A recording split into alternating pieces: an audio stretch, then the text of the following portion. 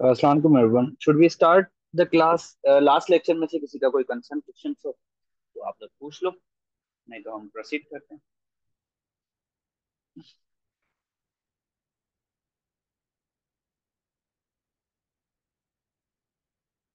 Question नहीं है तो हम आगाज करते हैं क्लास से। अच्छा, लास्ट लेक्चर में इफ यू गाइस रिमेम्बर, हमने जो है वो लंबर स्पाइन, उससे पहले हमने शर्टिका डिस्कस किया था। अच्छा, पहले तो मुझे ये बताओ कि कोई ऐसी कंडीशन जो आप लोग चाहते हो कि हम उसके ऊपर बात करें, तो वो भी आप लोग भी डिस्कस कर सकते हो, ताकि नेक्स्ट टाइम मैं स्पेसिफिकली उसके ऊपर बात करूं। अगर आप लोगों की तरफ से इस तरह की कोई कंडीशन है, पहले तो हम मोस्ट कॉमन कंडीशन डिस्कस करेंगे, लेकिन if you guys want to be discuss something special तो do let me know. Tayra is saying scoliosis. Scoliosis spinal deviation में भी आ गया, तो वो इंशाल्लाह हम इस कंडीशन में भी इस प्रेजेंटेशन में भी डिस्कस कर सकते हैं। इसके अलावा अगर किसी का कोई माइंड हो कि हम उसके ऊपर बात करें तो वो भी पॉसिबल है।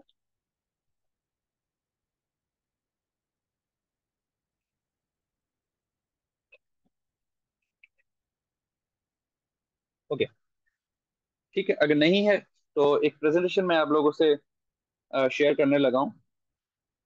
ये जो है वो मेरे एक वर्कशॉप हुआ था 5 MS के डिसऑर्डर्स के ऊपर, जो ज्यादातर फिजियोथेरेपी में पाए जाते हैं।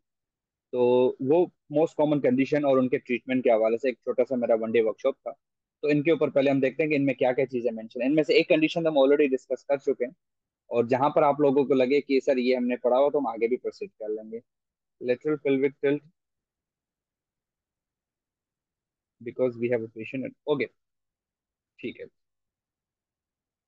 तो इन कंडीशंस को पहले हम एक बार गो थ्रू कर लेते हैं कि इसमें क्या क्या है। ठीक है, लेटरल पेल्विक टिल्ट आपका पेल्विस में वैसे ही आ जाएगा, जिसको हम ट्राई करेंगे। तो इसमें से पहली कंडीशन शर्टिका है, जिसको हम बहुत बार डिस्कस कर चुके हैं, तो इसको मैं स्किप करने लगा हूँ।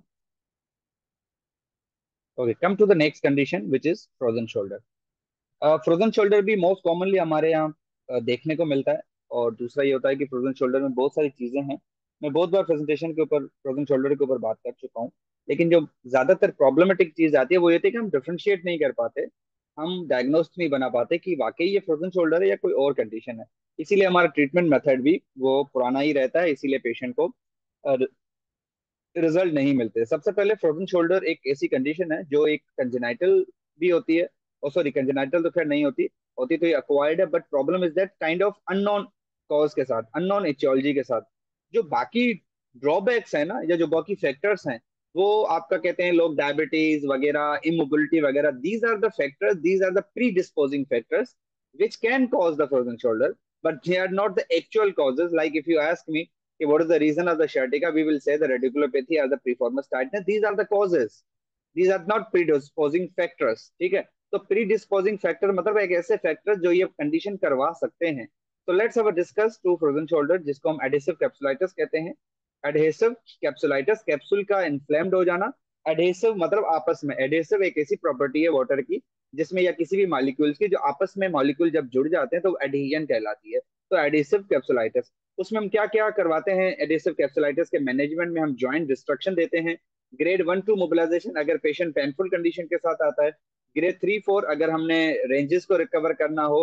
असेसरी ज्वाइंट मोबिलाइजेशन, या जो मेटलिन के मोबिलाइजेशन हैं, ये जो ग्रेड 1-2 हम सब पढ़ते हैं। या मुल्गन का MWM, मुल्गन मोबिलाइजेशन विद मूवमेंट। या स्पेंसर मोबिलाइजेशन टेक्निक, जो हमने लास्ट टाइम डिस्कस किया था, which is basically the combination of 3 glide, the posterior, interior and lateral glide को मिलाकर उन्होंने एक नई टेक्निक लॉन्च की थी। इंडियन टेक्निक है ये। इसको स्पेंसर टेक्निक या स्पेंसर मोबिलाइजेशन टेक्निक आ जाता है, या कॉर्डमेंस पेंडुलर एक्सरसाइज, जो हम एक्टिवली गाइड करते हैं पेशेंट को। तो फिलहाल थोड़ा सा डिस्कस करते हैं, हम स्टेजेस पे नहीं जाएंगे इतना डिटेल में। बस थोड़ा सा इसमें देख ले, जो फर्स्ट स्टेज मतलब ये कि जब पेशेंट को एग्जैक्टली पेन स्टार्ट हुआ, आगाज हुआ, वो उसका पेनफुल स्टेज कहलाता है। तो जैसे ही पेशेंट का पेनफुल स्टेज स्टार्ट होता है, उसको पेनफुल या फ्रीजिंग स्टेज, क्योंकि उस दौरान पेशेंट का जो शोल्डर है वो फ्रीज होना शुरू कर देता है बेसिकली, इसीलिए उसको फ्रीज कहा जाता है। उसके बाद फिर वो इतना इतना सूज फ्रोज हो जाता है, जम जाता है, कि अब उसकी जो पेन था, अब उसका पेन इतना नहीं रहा जितनी उसकी स्टिफनेस होने लगी है। इसीलिए दूसरे मरहले को हम फ्रोजन स्टेज भी कहते हैं, या स्टिफिंग स्टेज भी कहते हैं। और उसके बाद फिर थाइंग स्टेज। अब इसमें क्या होता है, पेशेंट का पेन तो सेकंड स्टेज में खत्म हो गया, लेकिन अब इसकी स्टिफनेस भी कम होने लगती है, और ये अल्टीमेटली ऑटोमेटिकली रिकवरी की तरफ जा रहा है।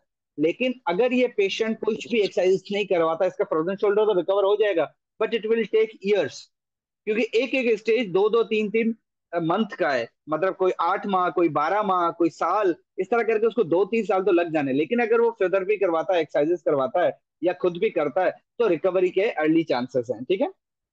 अब जैसे पहला पेनफुल स्टेज है, जिसका दौराना कितना है, 2 से 3 माह, और दूसरे वाले का 4 से 12 माह, और तीसरे वाले का 6 से 9 माह, तो अल्टीमेटली 9 मंथ तो एक कंडीशन को वैसे ही हो जाते हैं। और दूसरी चीज, पेनफुल स्टेज मतलब उस दौरान पेशेंट को इतना पेन होता है कि एज अ फिजियोथेरेपिस्ट हम कुछ नहीं कर पा रहे, हम सिर्फ उसको ग्रेड 1-2 मोबिलाइजेशन देते हैं, या हम मॉडलिटीज बेस रख सकते हैं।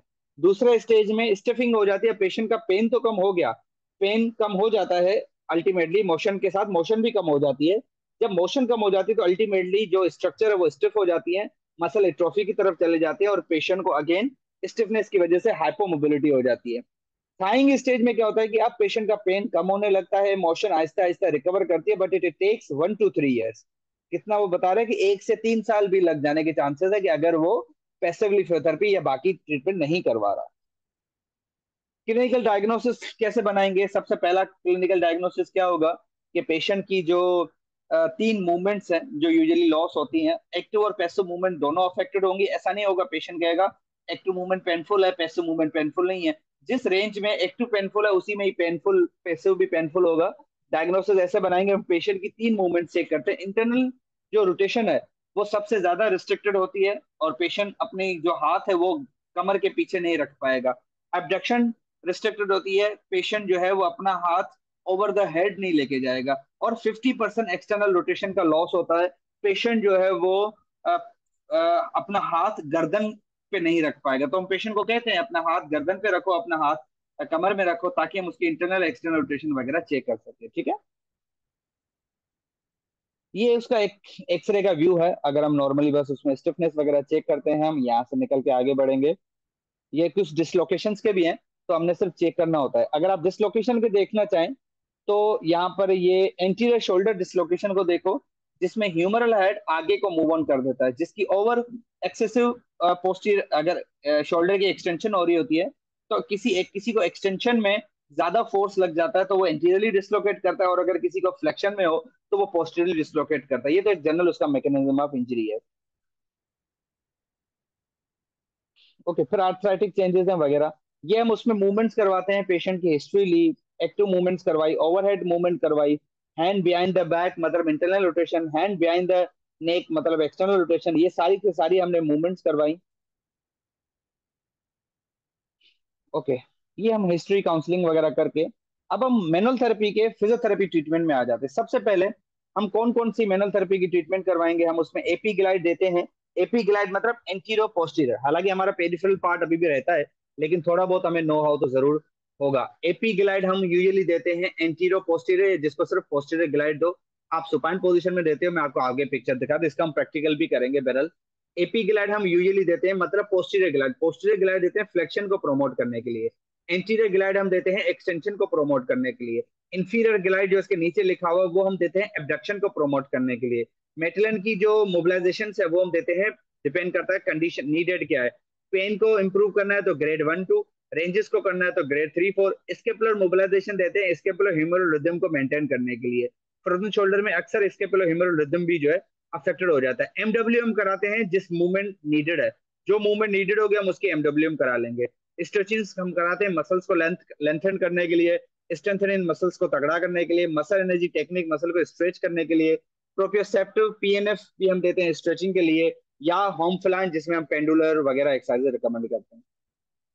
अच्छा जी, अब जो आपके राइट साइड पे पिक्चर है, सबसे पहली जो राइट साइड वाली पिक्चर है जिसमें लेडीज प्रॉन पोजीशन में लेटी हुई है और एक कुशन रखा हुआ है, ये बेसिकली एंटीरियर ग्लाइड है। क्योंकि जब आप उल्टा लेटते हो ना, प्रॉन में लेटोगे, तो आपका मुंह जिस तरफ होगा वहां से, तो अल्टीमेटली ये ग्लाइड कौन सा होगा? P A, posterior anterior. तो एंटीरियर ग्लाइड हम किस चीज के लिए देते हैं? एक्सटेंशन को प्रोमोट करने के लिए। और पोस्टीरियर ग्लाइड हम देते हैं फ्लेक्शन को प्रोमोट करने के लिए। तो ये ग्लाइड कौन सा होगा? एंटीरियर ग्लाइड होगा, या आसान लफ्जों में इसको आप पीए का भी नाम दे सकते हो। ठीक है। ये हमारे पास इंफीरियर ग्लाइड है। इंफीरियर ग्लाइड हम देते हैं एबडक्शन को प्रोमोट करने के लिए, इसको भी हम देखेंगे। अच्छा जी, ये ग्लाइड कौन सा होगा? अगर वो पीए था, ये उसका रिवर्स है, ये होगा एपी, एंटीरो पोस्टीरियर, या आसान लफ्जों में इसको पोस्टीरियर ग्लाइड करके भी आप लोग याद रख सकते हो। ये भी पोस्टीरियर ग्लाइड है लेकिन एट द 90 डिग्री एंगल। ये ग्लाइड कौन सा होगा? लेटरल ग्लाइड है। अगर आप देखेंगे ये पेशेंट का जो बाजू है, शोल्डर है, वो मीडियल से लेटरल आउटवर्ड लेके जा रहा है। This is kind of the lateral glide. और लेटरल ग्लाइड हम देते हैं ओवरऑल मोबिलिटी के लिए, सर्कमडक्शन के लिए, ओवरऑल मोबिलिटी मेंटेन करने के लिए। ओके जी, ये एमडब्ल्यू में है, लेकिन आप इसको इंफीरियर ग्लाइड कंसीडर कर सकते हो क्योंकि जो बेल्ट है वो प्रोक्सिमल ह्यूमरस से गुजर रहा है और नीचे जा रहा है, और नीचे इसने ऐसी मूवमेंट प्लेसमेंट की हुई है कि अपने पैर से ये बेल्ट को जैसे नीचे ड्रॉ करेगा तो ग्लाइड इंफीरियरली आएगा। This is called the inferior glide, you can call, ठीक है। This is also MWM but with a posterior glide. ये पोस्टीरियर ग्लाइड क्यों होगा? पेशेंट सुपाइन पोजीशन में है तो अगेन बेल्ट प्रोक्सिमल ह्यूमरस से क्रॉस कर रहा है। That is kind of AP, anterior posterior, या आप इसको आसान लफ्जों में पोस्टीरियर ग्लाइड दे सकते हो। एमडब्ल्यूएम का मकसद होता है कि ग्लाइड देकर मोबिलाइज कर कर पेशेंट को मूवमेंट करवाना। जैसे ही आप अपने पैरों से इसको ग्लाइड दोगे डाउनवर्ड, मतलब पोस्टीरियर ग्लाइड दोगे, पेशेंट को कहोगे अब आप अपनी इंटरनल एक्सटर्नल रोटेशन करें, तो इसका नाम आप क्या दोगे? एमडब्ल्यूएम। एमडब्ल्यूएम के साथ नाम लगा लोगे एमडब्ल्यूएम विथ रोटेशन। मतलब मूवमेंट, मोबिलाइजेशन विद मूवमेंट है, लेकिन मूवमेंट कौन सी है? रोटेशन। तो वो इंटरनली होगी जब पेशेंट को आप अंदर की तरफ कमांड दोगे कि बाजू अंदर की तरफ ले आए, जब बाहर की तरफ ले आएगा तो वो एक्सटर्नल रोटेशन होगी, ठीक है। तो ये मूवमेंट कौन सी है? रोटेशन। ये हमारे पास सेल्फ काइंड ऑफ रोटेशन है कि पेशेंट को पहले एक स्टिक पकड़ा दी जाती है, पेशेंट ने दोनों स्टिक के जो एंड है, कोनिया है, जो कोने कॉर्नर है, वहां से पकड़ा हुआ होता है, और फिर पेशेंट का जो शोल्डर है वो मोबिलाइज किया गया है। अगर आप देखेंगे तो थेरेपिस्ट ने कौन सा शोल्डर मोबिलाइज किया हुआ है? लेफ्ट, राइट शोल्डर मोबिलाइज किया हुआ है। जैसे ही राइट मोबिलाइज करेगा और पेशेंट को कहेगा कि अपने बाजू बेसिकली मूवमेंट करें, तो ये भी एक किस्म की एमडब्ल्यू है, लेकिन इसमें मूवमेंट एक्टिव है, पेशेंट की मूवमेंट एक्टिव है। तो एमडब्ल्यू में पेशेंट की मूवमेंट जो है वो एक्टिव होती है, ये याद रखिएगा, ठीक है।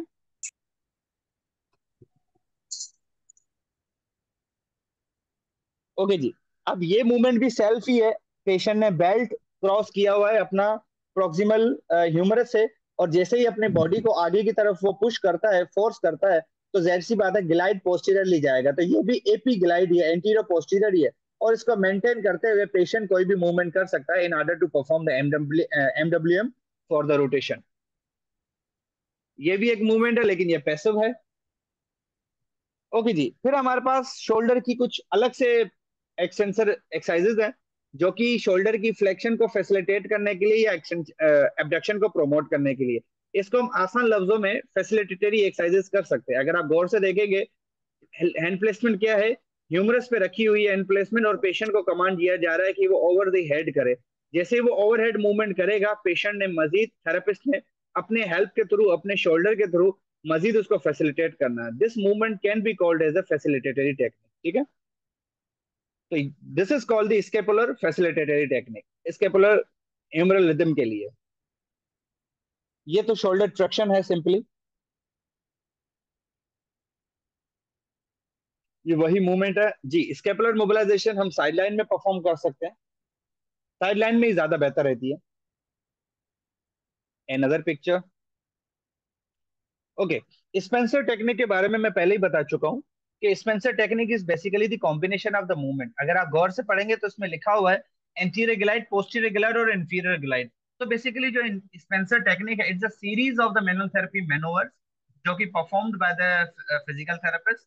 एक पैटर्न है बेसिकली, और इसमें एंटीरियर ग्लाइड, पोस्टीरियर ग्लाइड और इंफीरियर ग्लाइड को कलेक्टिवली, मतलब एक साथ परफॉर्म किया जाता है। कि पहले आप एक साथ, मतलब एक साथ, एक के बाद एक, आपने पहले एंटीरियरली ग्लाइड देके पोस्टीरियरली ग्लाइड दिया, फिर आपने इंफीरियरली ग्लाइड दिया। तो बैक टू बैक आप जब परफॉर्म करते हो तो इस सीरीज को स्पेंसर मोबिलाइजेशन टेक्निक कहा जाता है। तो 7 स्टेजेस हैं उसके, लेकिन अगेन बात वही है, इसमें हम वही मूवमेंट्स परफॉर्म कराते हैं। इसके पहले थोरेसिक मोबिलाइजेशन अगर आप पिक्चर देखेंगे तो मेनली साइड लाइन में परफॉर्म होती है, लेकिन इन्होंने प्रोन में भी एक डेमो दिया हुआ है, लेकिन साइड लाइन में भी डेमो दिया हुआ है, ठीक है। ओके जी, ये किसका ग्लाइड है? ये है एससी का ग्लाइड, स्टर्नो क्लेविकुलर जॉइंट का। जब आप पेशेंट सुपाइन पोजीशन में सिंपली लेटा हुआ है और आप उसके स्टर्नो एसी जॉइंट के ऊपर से जब आते हो तो आप इसको ग्लाइड डाउनवर्ड कर सकते हो, ठीक है। इसको हम कहते हैं sterno clavicular joint glide. AC glide भी, इसको एसी मोबिलाइजेशन या एसी ग्लाइड, मोबिलाइजेशन और ग्लाइड हम बहुत बार डिस्कस कर चुके हैं ऑलरेडी। अब हमने पेशेंट को सेल्फ के लिए अगर बताना, तो patient over the head stretches दे सकता है, क्रॉस आर्म स्ट्रेच दे सकता है, पेंडुलर एक्सरसाइजेस जिसको अभी हमने पढ़ा था वो दे सकता है। ये क्रॉस आर्म स्ट्रेच है ताकि उसकी मोबिलिटी बरकरार है, सिंपल। ये लोअर स्ट्रेच है। अगर पेशेंट जो हाथ अफेक्टेड है, उस हाथ से पेशेंट ने टॉवल पकड़ना है, और दूसरे हाथ से, अब जो पेशेंट का यहाँ पे अफेक्टेड हाथ है वो राइट है, पहले राइट में पेशेंट ने कोई भी स्ट्रक्चर पकड़ी, टॉवल पकड़ा, बेल्ट पकड़ा, वॉट, जो नॉर्मल हैंड है वो आपका लेफ्ट है, फिर लेफ्ट से पेशेंट जो है वो उसकी ऊपर की तरफ पुल करता है, और राइट हैंड भी ऊपर की तरफ जाएगा। This is kind of in order to improve the internal rotation, क्योंकि जब आप हाथ कमर पे रखते हो तो शोल्डर की इंटरनल मूवमेंट, इंटरनल रोटेशन होती है बेसिकली। तो इन ऑर्डर टू फैसिलिटेट, इसका दूसरा नाम भी है, इसका दूसरा नाम मैं भूल गया, मैंने इसकी वीडियो भी बनाई थी, I am not getting it, internal rotation को प्रमोट करने के लिए देते हैं, रीच टेस्ट या पता नहीं इस तरह का नाम इसका दिया जाता है, ठीक है।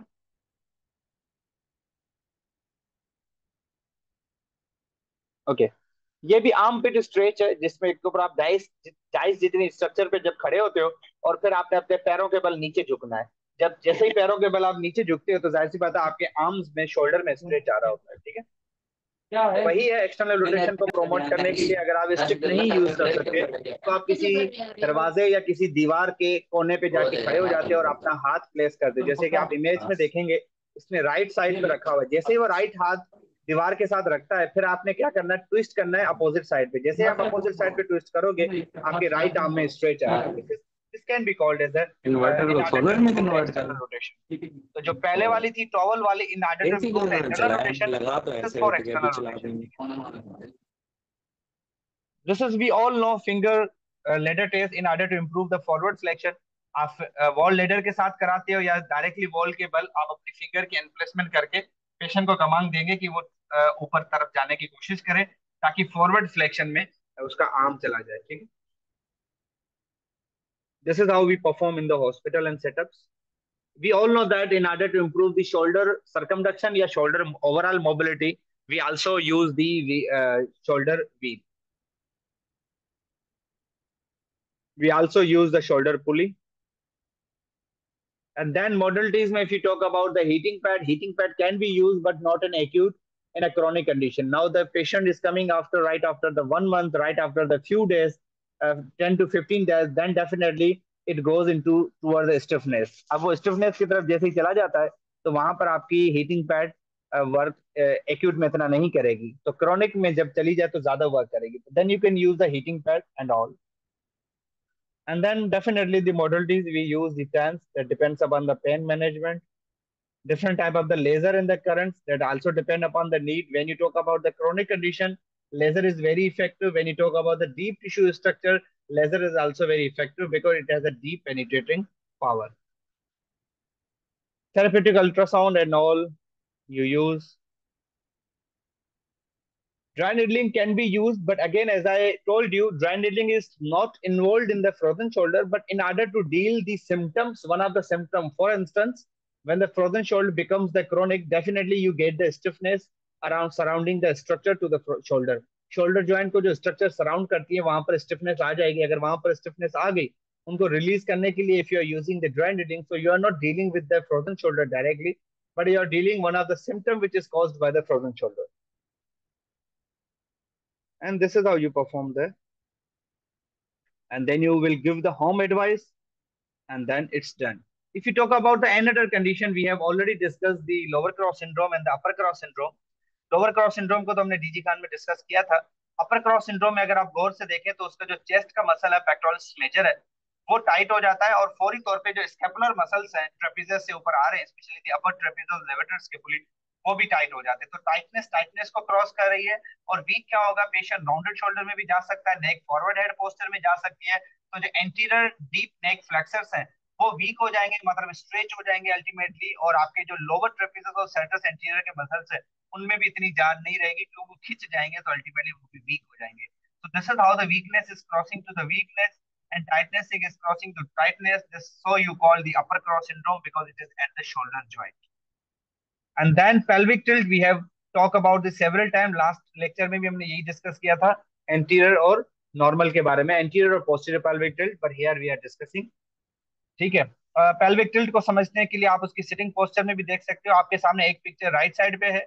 जब पेशेंट जो है एंटीरियर पेल्विक टिल्ट वाला बंदा जब बैठेगा तो उसकी मूवमेंट कैसे दिखेगी, उसमें नॉर्मल कर्व दिखेगा ही नहीं दिखेगा। और यही पेशेंट जब हिप फ्लेक्सर, ये अपना पोस्टीरियर पेल्विक टिल्ट के साथ बैठता है तो वो कैसे दिखता है। तो आपके सामने जो राइट साइड वाली पिक्चर है वो एंटीरियर पेल्विक टिल्ट या नॉर्मल की भी इंडिकेट कर सकता है, लेकिन जो लेफ्ट साइड वाली पिक्चर उसमें आप देखेंगे लंबर में कर्व कोई नहीं है, that indicate the loss of the lumbar lordosis, or you can call the straightening of the lumbar spine, ठीक है। और ये पिक्चर हम बहुत बार डिस्कस कर चुके हैं, we are I wish we should not discuss the upper and lower cross syndrome, क्योंकि इसको हम बहुत बार डिस्कस कर चुके हैं। तो हम आगे बढ़ते हैं नेक्स्ट कंडीशन की तरफ।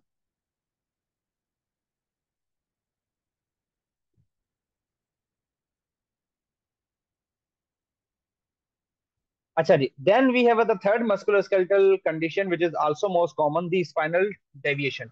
अब कितनी स्पाइनल की डेविएशंस होती है हमारे पास, scoliosis, lordosis and the kyphosis.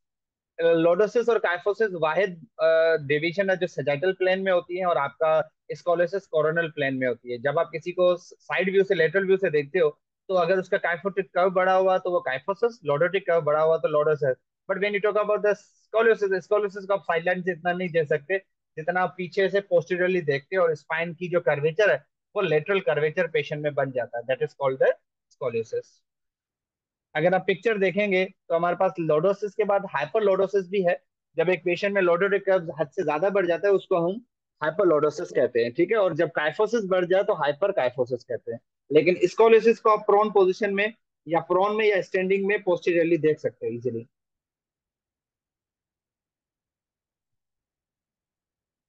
If you guys remember, हमने डिस्कस किया था स्पाइनल डेविएशन एक्सरसाइजेस में, पोस्टरल डेविएशन एक्सरसाइजेस में डिस्कस किया था कि साइड लाइन में हम जब कुशन वगैरह प्लेस करते हैं, अभी जो कराची वाले पार्टिसिपेंट्स आए थे, इफ यू रिमेम्बर, मैंने आपको एक प्रैक्टिस करवाई थी कि हम पेल्विस के बल जो है वो कुशन प्लेस करते हैं या पिलो प्लेस करते हैं। So now you can see कि पेशेंट की जो प्रॉब्लम है वो लेफ्ट साइड की है, और उसने लेफ्ट साइड ही कुशन जब रखा हुआ है तो राइट साइड उसके फोरामेन ओपन हो जाएंगे। तो जिस तरफ की आपके पास डेविएशन है आप कुशन भी उसी तरफ रखोगे, ताकि जो कुशन है या जो डेविएशन है वो ज्यादा से ज्यादा अपने आप को पुश करे नॉर्मल साइड की तरफ, जो नॉर्मल जिस तरफ होना चाहिए। उसी तरह जब आप नीचे वाली पिक्चर देखोगे जिसमें वो बंदा प्रैक्टिस कर रहा है, तो यहाँ से आप अंदाजा लगा सकते हैं इस बंदे को प्रॉब्लम कहाँ पर है। इस बंदे को प्रॉब्लम लेफ्ट साइड पे है। जब इसकी लेफ्ट साइड की डेविएशन होगी तो इसने बॉल लेफ्ट साइड पे रख के उसके ऊपर सीधा सीधा लेट गया। अब ग्रेविटी की वजह से इसकी बॉडी नीचे जाएगी, लेकिन इसकी जो स्पाइन है वो राइट साइड पे जाएगी, right which is the normal one, left side तो एबनॉर्मल है, तो हम नॉर्मली उसको उसी तरफ भेजना चाह रहे हैं। So this is how you deal with that when you have a scoliosis. So both pictures are dealing to treat with the scoliosis. Okay जी, this is kind of the lumbar isometric. और patient ने supine position में simply लेटना है, और patient को कहना है कि जो कुशन वगैरह कमर के बल आप रखते हो उसको प्रेस करना है, and it becomes a lumbar isometric. This is just for the stretchability, and all these are the exercises. Okay. And then if you don't have any question, we are moving toward the forward head posture, या जिसको आप take नेक syndrome भी कह सकते हो। Take नेक syndrome हम इसीलिए कहते हैं क्योंकि नेक की ये प्रॉब्लम है और टेक्नोलॉजी की वजह से होती है, इसीलिए इसको टेक नेक सिंड्रोम कहा जाता है। तो टेक्नोलॉजी की वजह से अगर गर्दन पे किसी को कोई असर पड़ता है, फॉर एग्जाम्पल, या प्रॉब्लम्स आती है, तो उसको आप टेक नेक सिंड्रोम कह सकते हैं, ठीक है। तो टेक नेक सिंड्रोम में अगर आप गौर से देखेंगे तो फॉरवर्ड हेड पोस्चर भी टेक्निक सिंड्रोम में ही आता है। टेक्निक सिंड्रोम एक जनरल लेमन लैंग्वेज है, और जो फॉरवर्ड हेड पोस्चर है वो बेसिकली मेडिकल कंडीशन है, ठीक है।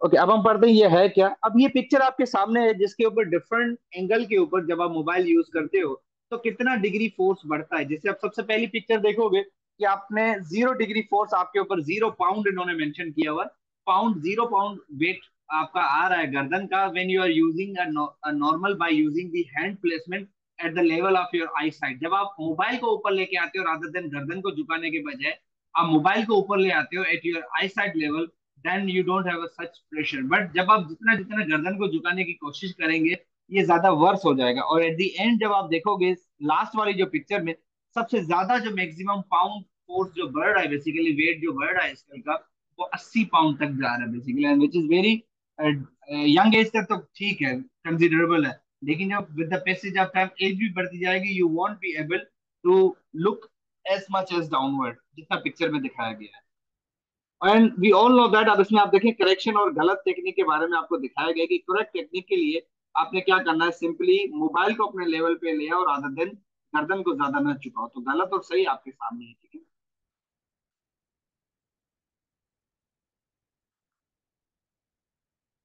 ये आपके सामने है, उसको बायोमेकेनिकली डिजाइन किया गया है, सिंपल।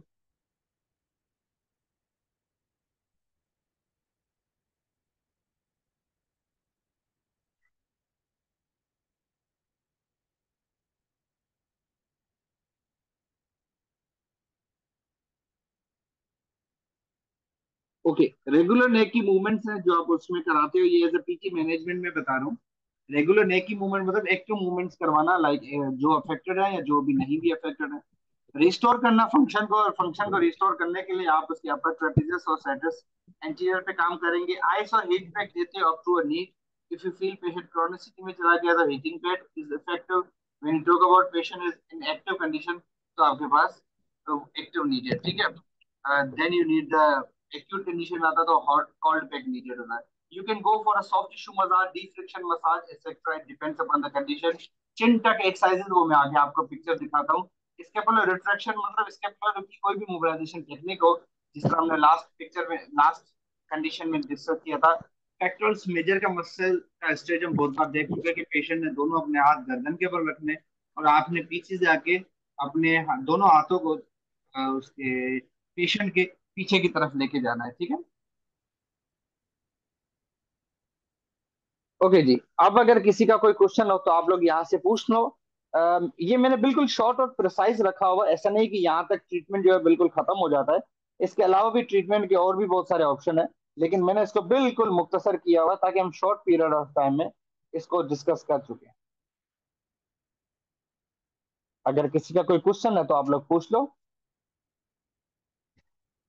माइक अनम्यूट करके पूछना चाहे तो पूछ सकते हो, नहीं तो फिर हम आगे इसको प्रोसीड करें। एक छोटी सी कंडीशन है, अगेन याद रहे ये पूरा ट्रीटमेंट नहीं है, और भी बहुत सारे ऑप्शन अवेलेबल हैं, लेकिन मैं जितनी मैनोथेरेपी टेक्निक लगा सकता था वो लगाए। इन सब प्रेजेंटेशन को अगर मिलाएं, इस वाली प्रेजेंटेशन को मिलाएं, तो कम से कम आपकी 50 प्लस में टेक्निक बनती है, टोटल 50 प्लस में। मैं 2-3 दिन मतलब एक जनरल बात कर रहा हूँ इन टेक्निक्स को अप्लाई करने के बाद। ऐसा नहीं एक पेशेंट एक थेरेपिस्ट से प्रेजेंट ले जाता ना हो और कहता हो कि सर इसकी मैंने प्रैक्टिस की और रिजल्ट नहीं मिले, तो उस रिजल्ट की बुनियाद पे इतने ऐसे रिजल्ट नहीं मिलेंगे। प्रॉपर पोजिशन, प्रॉपर बायोमेकेनिक्स, ये सारी चीजें बहुत जरूरी है। ओके जी, ठीक है, अगर किसी का कोई क्वेश्चन है तो आप लोग पूछ लो। ओके जी, फिजिकल क्लासेस के डेज मैं क्लास में डिस्कस कर लूंगा, और वो भी डीजी खान में ही पहले होंगे, और मैं ऑलरेडी बता चुका हूँ, एंड प्रोबेबली एंड ऑफ अगस्त होगा। मेरे ख्याल से 25, 26, 27 दिन बनेंगे, वो मैं आपको बता दूंगा, मैडम आपको डिस्कस कर लेंगी।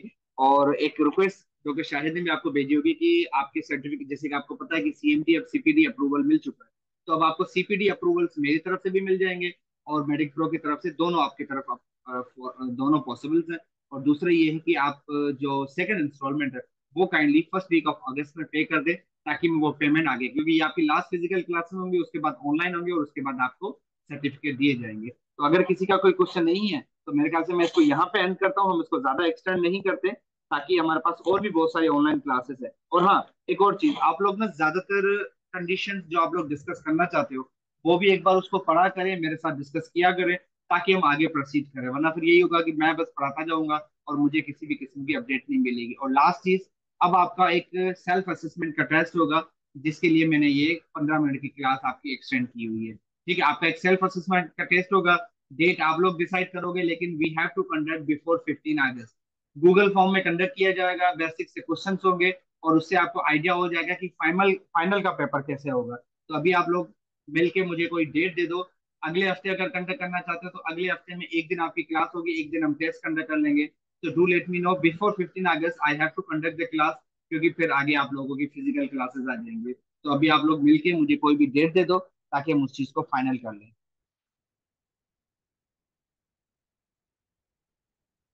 और ये सब की हम एक मुतफिक से डिस्कस करेंगे। नेक्स्ट वीक का थर्सडे पॉसिबल है, वेनसडे को हम क्लास कर लेंगे, नेक्स्ट थर्सडे रख लेंगे। So do all the guys do agree with this statement, ताकि मैं ग्रुप में अनाउंस कर दूं। नेक्स्ट थर्सडे हम फिजिकल, सॉरी, एक वेनसडे क्लास रखेंगे, थर्सडे को टेस्ट लेंगे। हार्डली इसमें 50 से 100 क्वेश्चन होंगे, गूगल फॉर्म की तरह, उस पर आप टिक करोगे, आपको रिजल्ट मिल जाएगी, पता चल जाएगा सही गलत, आपको पेपर का आइडिया हो जाएगा। क्योंकि लास्ट बैच जो डिप्लोमा इन मेनोथेरेपी की फर्स्ट बैच थी, उसमें ज्यादातर लोग फेल हुए थे और उनको ट्रांसक्रिप्ट नहीं मिली थी, मार्क मैं पहले ही बता चुका हूँ कि सर्टिफिकेट आपको मैं बगैर पेपर के एज पर कमिटमेंट दिलवा दूंगा, मुझे मसला नहीं है। आप जैसे ही डिप्लोमा कंप्लीट करोगे। लेकिन मैं चाहता हूँ आपको ट्रांसक्रिप्ट भी मिले तो वो ज्यादा बेहतर है, और उस ट्रांसक्रिप्ट के लिए आपके पास एक ही ऑप्शन है, पेपर को क्लियर करना। ठीक है, तो लेट्स सी नेक्स्ट वेडनेसडे हम गूगल फॉर्म बेस्ड टेस्ट होगा। जी बिल्कुल डॉक्टर मरियम। और वो उसका मकसद था कि गूगल फॉर्म आपको लिंक प्रोवाइड कर दिया जाएगा, आप उस पर टिक करोगे, जैसे ही वो 2 घंटे आपको मिलेंगे, जैसे आप स्टार्ट करोगे टेस्ट। ऐसा नहीं है कि आपको मैंने 6 बजे डाल दिया, आपने 6 बजे क्लियर करना है, आपको टोटल 6 घंटे मिलेंगे, लेकिन पेपर के आपको 1 घंटा मिलेगा। जैसे ही आप सबमिट स्टार्ट करोगे, आपका ऑटो टाइमर स्टार्ट हो जाएगा, and within 1 hour you have to complete the test. लेकिन वो टोटल उसके लिए 6 घंटे मिलेंगे। उस 6 घंटे में फॉर एग्जाम्पल मैं 6 बजे ड्रॉप करता हूँ और रात को 12 बजे की टाइमिंग रखता हूँ, उस वक्त आप कहीं पे भी 7 8 9 बजे जैसे आपको फ्री टाइम मिले, आप जैसे स्टार्ट करेंगे आपका 1 घंटा स्टार्ट हो जाएगा। जैसे 1 घंटा कंप्लीट हुआ, जितने क्वेश्चन आपने किए ना किए, इंटरनेट की वजह से हुए ना हुए, वो ऑटो पे सबमिट हो जाएगा। Is that clear? चलिए जी ठीक है, फिर मैं इस क्लास को यहाँ पे एंड कर देता हूँ। और एक और चीज मुझे बताइएगा, टिल नाउ सारी क्लासेस अपलोडेड है, लिंक भी मैं आपको दे चुका हूँ, ऐसा ही है? कल की रिकॉर्डिंग भी मैं प्रोवाइड कर चुका हूँ, तो मेरे ख्याल से कोई लेक्चर नहीं रहता आप लोगों का। और बुक्स तो ऑलरेडी मैं आपको बता चुका हूँ, सॉफ्ट कॉपी में मैं आप लोगों को दे दूंगा। तो मेरे ख्याल से मैं मीटिंग को एंड करता हूँ, और अगर कोई भी क्लास कोई भी लेक्चर वगैरह का इश्यू हो तो आप लोग पूछ सकते हैं। ठीक है, थैंक यू एवरीवन।